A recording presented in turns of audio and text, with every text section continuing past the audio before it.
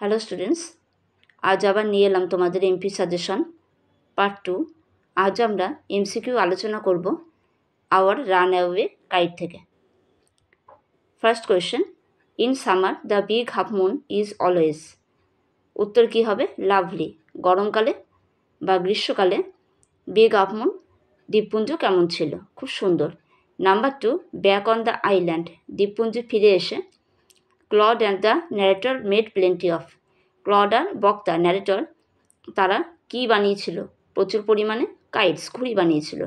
Number 3, the boy who taught Claude how to make a kite lived. যেই ছেলেটা ক্লডকে ঘুড়ি বানাতে শিখিয়েছিল সে কোথায় থাকতো?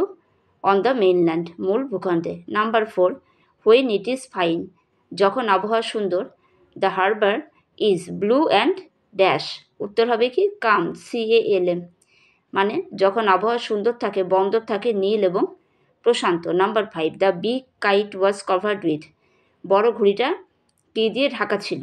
লাভলি রেড পেপার, খুব সুন্দর লাল কাগজে। Number 6, the narrator ব্রট the kite from the. Narrator কোথা থেকে ঘুড়িটা এনেছিল?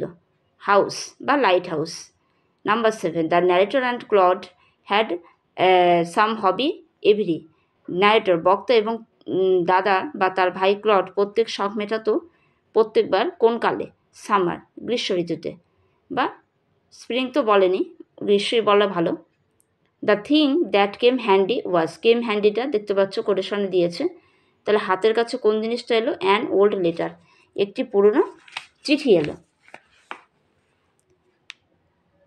Number 9, in summer the harbour is blue and. তাহলে প্রত্যেক গ্রীষ্মে হারবার কী থাকে? Blue and tranquil.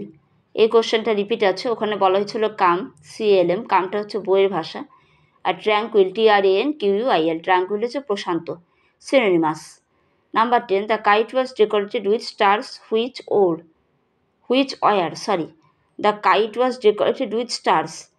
ঘুড়িটা সাজানো হয়েছিল তারা দিয়ে, সেগুলো কী ছিল? Shiny, SHINY। শাইনি মানে উজ্জ্বল বা চকচকে। নাম্বার 11, কোটেশন তুলে প্রশ্ন, we made plenty of kites. আমরা অনেকগুলি ঘুড়ি তৈরি করেছিলাম। Here plenty of means, plenty of কথার মানে কি? অনেকগুলি বলেই দিলাম, মানে প্রচুর, a lot of. Number 12, the big half moon island is lovely in. Big half moon island কখন সুন্দর থাকে? In summer. Number 13, the kite was big and the tinsel stars pasted all over it were dash in colour. আমরা সবাই জানি লাল রঙের তারা দিয়ে, মানে রেড ইন কালার, লাল রঙের তারা দিয়ে ভর্তি করা হয়েছিল। Number 14, the children decided to fly their kite when the wind was. তো কখন ওড়াতে চেয়েছিল বাচ্চারা ঘুড়ি? যখন হাওয়াটা খুব সুন্দর ছিল, গ্র্যান্ড, উত্তাল হাওয়া। The kite was brought out of the house by. ঘুড়িটাকে বাড়ির ভেতর থেকে কে বার করে নিয়ে এলো? দ্য ন্যারেটর, বা বলতে হবে কি? Philippa. Number 16, the kite sailed away over to. ঘুড়িটা কোথায় চলে গেল? ক্লডের হাত থেকে ছিঁড়ে কোথায় গেল? মেইনল্যান্ডে চলে গেল, মূল ভূখণ্ডে চলে গেল। Number 17, the narrator and his playmates pretended to be. বক্তা এবং তার খেলার সাথীরা তারা ভান করতো, কী সাথে ভান করতো? টু বি শিপরেকেড ম্যারিনার্স, মানে সমুদ্র বিধ্বস্ত বা যে জাহাজ ডুবে গেলে বিধ্বস্ত নাবিকের মতো। The part of the narrator's body that went through the kite was his. বক্তার দেহের কোন অংশটা বা কথকের দেহের কোন অংশটি ঘুড়ির মধ্যে বিঁধে গেছিল? এলবো, ELBOW, এলবো মানে কনুই। Number 15, the narrator of the text is. গল্পের কথককে বা বক্তাকে ফিলিপ্পা, PHILIPPA। বানানগুলি কিন্তু চেক করবে, যদিও তোমাদের সিন তুলে দেওয়া থাকবে তবু। The kite was mended with a. ঘুড়িটা কী দিয়ে মেরামত করা হয়েছিল? লেটার দিয়ে। কোন চিঠিটা প্রসঙ্গে বলে রাখি, যে লেটারটা একদা আন্ট এস্থার তার মানে ওই ক্লড আর ফিলিপ্পার বাবাকে লিখেছিলেন, সেই চিঠিটা। আচ্ছা, one day the narrator with the kite fail over. একদিন বক্তা ঘুড়িটা নিয়ে পড়ে গেল। কোথায় পড়ে গেল? ওভার দ্য রক্স, আরও সিকেস, পাথরের উপর বা পাহাড়ের উপরে, ছোট্ট টিলায়। ওয়ান ডে, একদিন, the narrator with the kite fail over the rocks. এক কোয়েশ্চেন রিপিট হয়ে গেছে। The pasting was dried with the help of.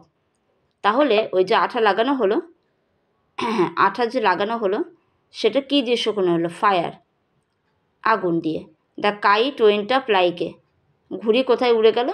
পাখি, পাখি হয়ে ঘুড়ি উড়ে গেল। The kite was decorated with, আর ঘুড়ি কী দিয়ে সাজানো ছিল? গোল্ড টিনসেল স্টার্স, সোনালি তারা দিয়ে।